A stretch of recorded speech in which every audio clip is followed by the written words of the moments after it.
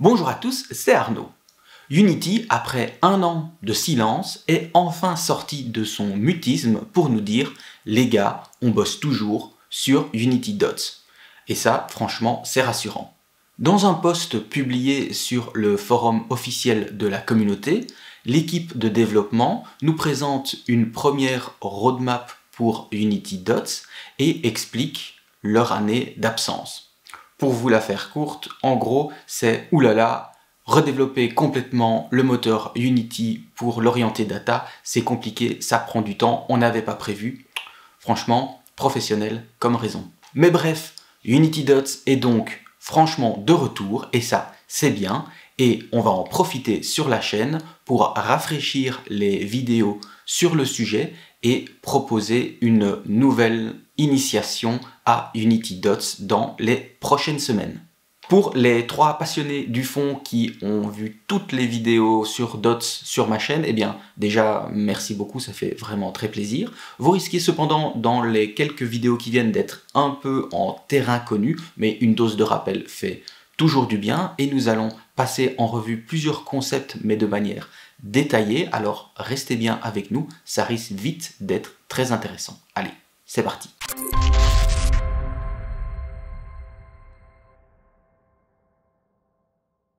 Commençons par rapidement définir ce qu'est Unity Dots. Dots, c'est l'acronyme de Data Oriented Technology Stack. C'est un ensemble d'outils qui va nous permettre de facilement faire appel au multi-threading dans Unity et ça va avoir comme effet de booster les performances de nos jeux et cela vraiment facilement. Unity Dots est découpé en 3 piliers, Jobs, Burst et Unity ECS. Job et Burst sont déjà en production. Le premier permet d'atteindre le multithreading facilement dans Unity. Le deuxième, Burst, va booster les performances de votre jeu. Et le troisième va nous fournir le framework afin de développer des jeux complets en orienté data au lieu de orienté objet. La différence entre l'orienté data et l'orienté objet, c'est qu'on va tout penser en termes d'ensemble de données plutôt qu'en ensemble d'objets. Cela va nous permettre de gagner en performance. Unity ECS, c'est pour Entity Component System. Les Entity ou entités, c'est un peu comme les GameObjects de la manière traditionnelle. C'est une liste de components. Component, contrairement aux components qu'on utilise quotidiennement dans Unity, ceux de ECS ne contiendront que des données. Là où ceux qu'on utilise pour le moment contiennent à la fois les données et les fonctions permettant de manipuler ces données. Et le S de ECS pour System, ce seront des classes qui vont venir manipuler les données reprises dans les components. En découplant component et system, on va pouvoir utiliser les concepts de Data Oriented Programming pour booster les performances de nos scripts et de nos systèmes. Maintenant qu'on en a terminé avec cette introduction, ce que je vous propose, c'est déjà d'installer tous les packages liés à Dots. On y va. Pour travailler avec Dots et Unity ECS, la première chose à faire, c'est d'installer les packages nécessaires. Actuellement, les packages ne sont pas disponibles dans le Package Manager comme les autres packages. Il faut donc les télécharger manuellement en renseignant leur adresse Git. Il nous faut télécharger 3 packages: Entities, Dots Editor et Hybrid Renderer. Ces adresses complètes sont en description. Dès que vous avez importé ces packages, vérifions si les plugins Job et Burst, qui normalement sont installés par défaut, sont bien présents. Pour cela, activons l'option Show Dependencies dans les options du Package Manager. En sélectionnant Entities, on voit bien que Jobs et Burst sont bien installés. Pour cette vidéo, j'utilise l'Universal Render Pipeline. Il faut maintenant paramétrer l'Hybrid Renderer pour profiter de la toute dernière version, c'est-à-dire la version 2. Sélectionnons le Forward Renderer de l'URP et vérifions que l'option SRP Batcher est activée.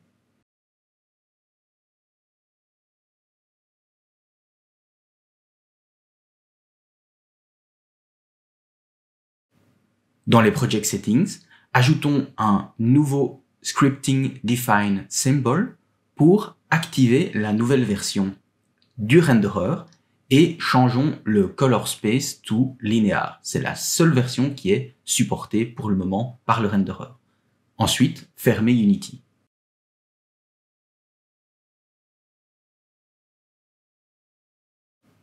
Dans le dossier contenant le projet, ouvrez le dossier Library et supprimez le dossier Shader Cache. Voilà, c'est enfin prêt.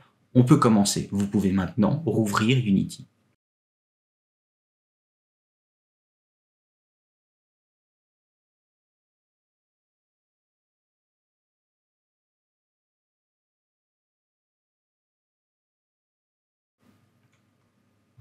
Grâce au package Dots Editor que vous venez d'importer, il est très facile de convertir un GameObject en entité.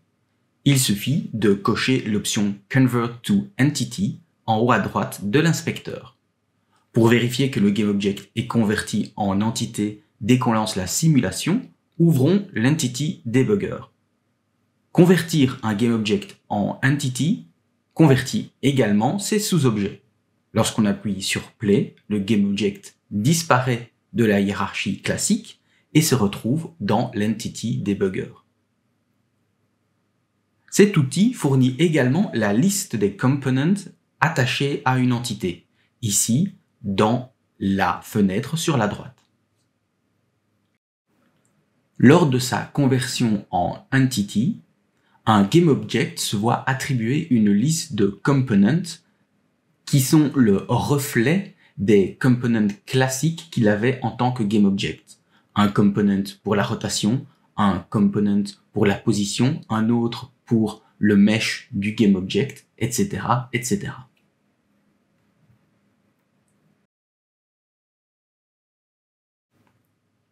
Dans un nouveau dossier, créons notre premier component, Rotate Component Data.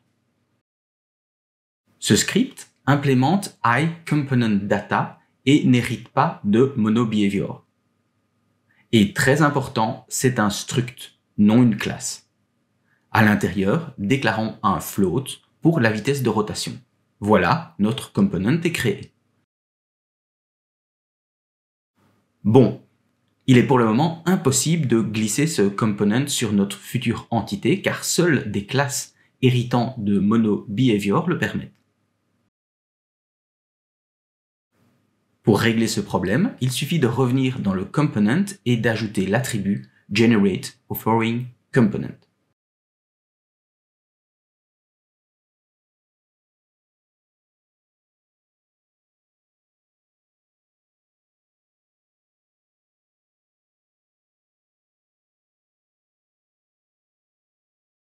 Il est maintenant autorisé de glisser ce component sur le GameObject et de lui donner une valeur.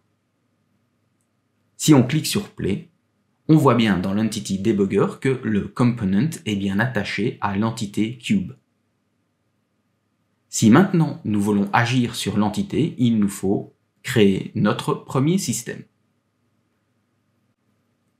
Créons donc la classe RotateAroundY_System. Cette classe hérite de SystemBase et doit donc implémenter onUpdate qui s'exécute à chaque frame.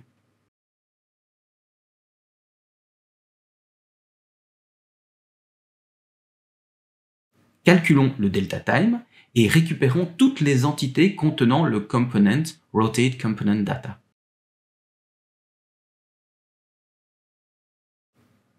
Pour chacune d'elles, nous allons modifier leur component rotation.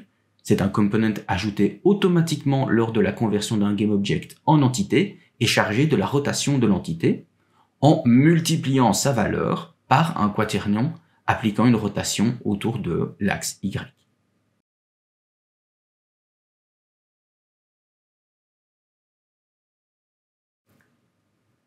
La fonction schedule, à la fin, programme l'exécution de la fonction en multithreading. Voilà, vous venez de créer votre première fonction multithreadée avec UnityDots. Félicitations.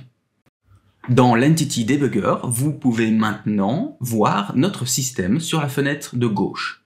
En cliquant dessus, vous pouvez voir les components nécessaires à son exécution.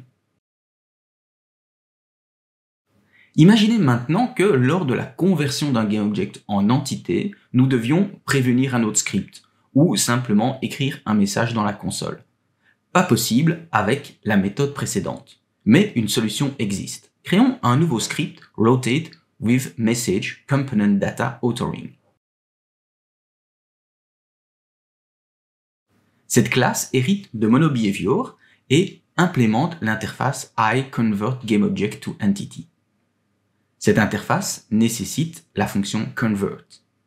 Cette fonction prend comme paramètre l'entité qui sera créée lors de la conversion, un Entity Manager qui est un objet important et essentiel dans Unity ICS et GameObject Conversion System qui pour le moment ne nous intéresse pas. Dans cette fonction, on va pouvoir faire ce que l'on désire lors de la conversion, comme par exemple écrire un petit texte.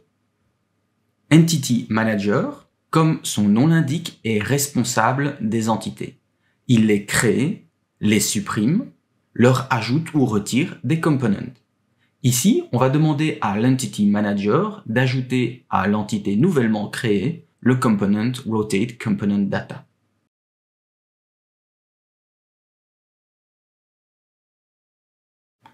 Comme Rotate with Message Component Data hérite de MonoBehavior, on peut le glisser sur un GameObject, ici l'InnerCube. En lui donnant une vitesse de rotation inverse de celle du parent, le petit cube compense la rotation de son parent.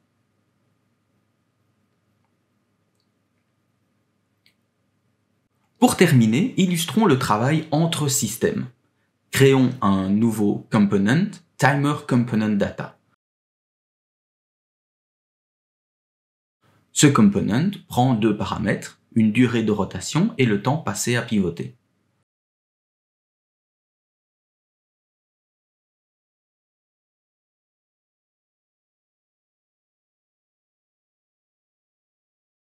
Plaçons ce component sur Cube et donnons-lui un temps de rotation de 5 secondes.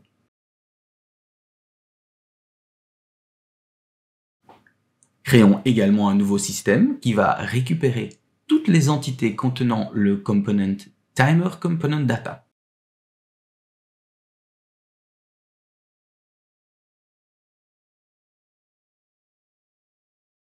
Pour chaque entité, il va ajouter delta time à time spent rotating, et si celui-ci est supérieur à time before stop rotation, on va venir changer la valeur de rotate component data pour 0. Et on voit bien le cube arrêter sa rotation lorsque le temps est écoulé.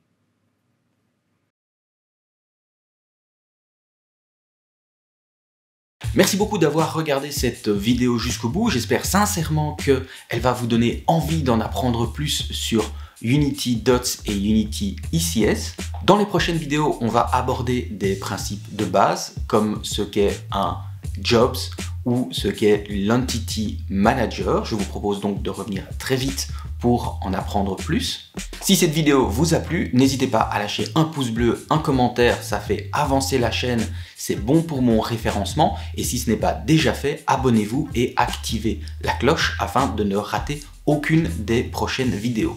En parlant d'autres vidéos, n'hésitez pas non plus à jeter un coup d'œil sur cette playlist des Game Programming Patterns que j'utilise quotidiennement dans mes projets ou sur cette playlist qui va vous donner les bases pour implémenter un système de Third Person Controller dans votre jeu. Je n'ai plus qu'à vous souhaiter une bonne journée, une bonne soirée. À très bientôt. Allez, bisous.